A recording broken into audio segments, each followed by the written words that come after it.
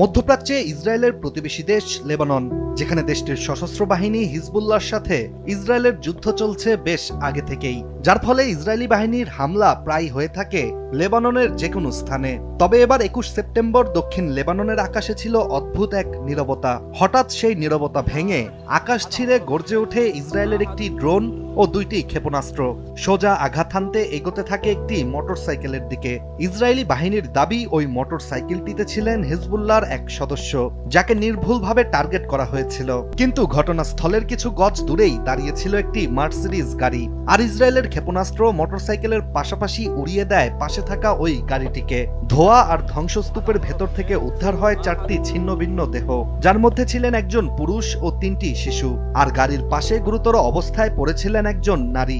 এছাড়া মোটরসাইকেল আরোহীও নিহত হয়। যুক্তরাষ্ট্র ভিত্তিক সংবাদ মাধ্যম CNN এর একটি প্রতিবেদন থেকে জানা যায়, গাড়িতে হামলার শিকার হওয়া ৩ শিশু ও একজন পুরুষ ছিলেন মার্কিন নাগরিক। তাদের পাসপোর্ট পরীক্ষা করেই বিষয়টি নিশ্চিত করেছে লেবাননের কর্তৃপক্ষ।